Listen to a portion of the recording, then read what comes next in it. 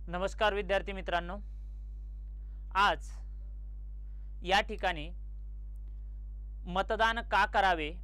आणि मतदान केल्याने आपल्याला कोणता फायदा त्या ठिकाणी होतो, मला लाखो करोडची संपत्ती मिळेल का, मला नोकरी मिळेल का, मला विदेशात जाता येईल का, तर नाही, ह्या गोष्टी तुला मिळणार नाही। पण तुझा अधिकार जो आहे तो अधिकार तुला मिळणार आहे, कारण हा आपल्याला आपल्या भारतीय संविधानाने मूलभूत अधिकार आपल्याला दिलेला आहे, मूलभूत हक्क आपल्याला त्या ठिकाणी दिलेला आहे आणि तो आपण पूर्ण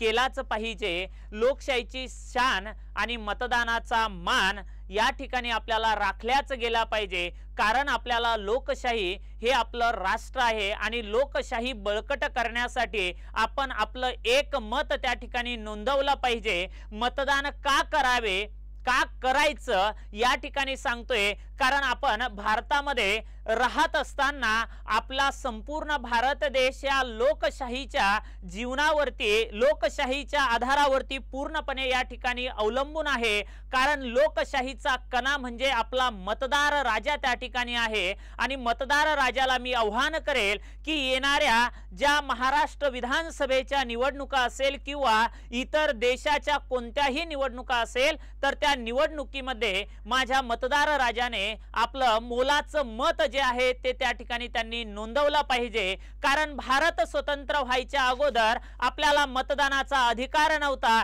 त्या मतदानाच्या अधिकारासाठी आपल्याला त्या ठिकाणी झगडावं लागलं, त्या ठिकाणी त्यांच्यासोबत युद्ध करावं लागलं किंवा आपला भारत देश स्वतंत्र 15 ऑगस्ट 1947 ला झाल्यानंतर आपलं संविधान त्या ठिकाणी लिहायला सुरुवात झाली आणि 26 जानेवारी 1950 ला आपल्या संपूर्ण देशाच्या जनतेला आपलं भारतीय संविधान हे बहाल करण्यात आलं, संपूर्ण देशातील जनतेला देण्यात आलं आणि तेव्हा आपल्याला मतदानाचा अधिकार हा आपल्याला मूलभूत हक्कामध्ये आपल्याला त्या ठिकाणी मिळाला। आणि तो अधिकार म्हणजे आपलं मत आहे, माझं एक मताने काय होईल, माझ्या एक मत जर मी नाही केलं तर हा देश चालणार नाही का। तर एक म्हणायचं आहे थेंबे थेंबे तळे साचे, कारण एका मताचं महत्त्व आपल्याला त्या ठिकाणी आहे आणि प्रत्येक व्यक्तीने आपला तो अधिकार आहे। कारण असं म्हटलं जातं, जे जुने लोक आहेत की मी जर मतदान केलं नाही तर मी या भारतामध्ये या जगामध्ये मी जिवंत नाही, असं जुन्या लोकांचे बोलणे आहे आणि त्यामुळे आपण मतदान केलं पाहिजे। मित्रांनो, येणाऱ्या ज्या काळामध्ये आपल्या महाराष्ट्रामध्ये विधानसभेच्या ज्या निवडणुका आहे, ह्या निवडणुका येत्या 20 नोव्हेंबर 2024 रोजी या ठिकाणी संपूर्ण राज्यामध्ये मतदार आहे आणि मतदाराची वेळ असणार आहे सकाळी 7 वाजल्यापासून तर संध्याकाळी 5 वाजेपर्यंत आपल्या जवळच्या मतदान केंद्रावरती त्या ठिकाणी काय करायची आहे तर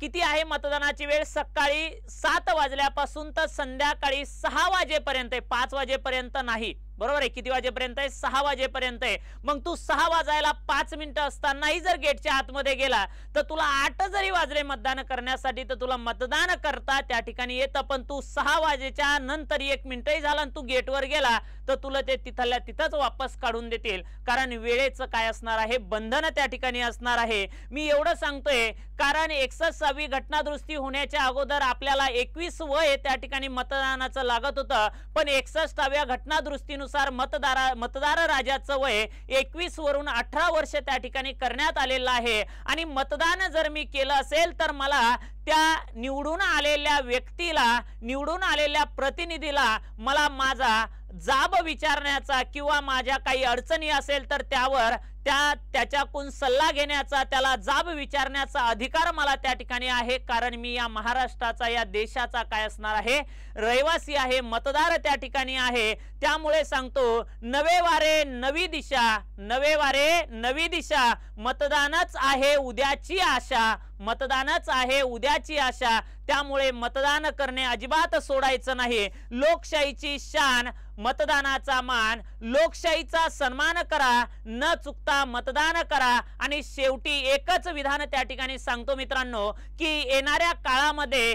गेलेल्या काळामध्ये आणि जो येईल आणि सध्याही आहे त्या काळामध्ये आपल्याला जे विधान लागू पडतं, माननीय भारतीय संविधानाचे शिल्पकार डॉक्टर बाबासाहेब आंबेडकर यांनी आपल्याला सांगितलेलं आहे, लढला नाहीच तरी चालेल, लढला नाहीच तरी चालेल, पण विकला जाऊ नकोस. हे सर्वात महत्वाचं मत, सर्वात महत्वाचा जो निर्णय किंवा सर्वात महत्वाचे विचार आपल्याला ज्यांनी दिलेले आहेत, त्यांनी आपल्याला त्यावेळेस ते विचार दिलेत. येणाऱ्या काळामध्ये तुम्हाला हा विचार करणं महत्वाचं आहे. आणि जेवढे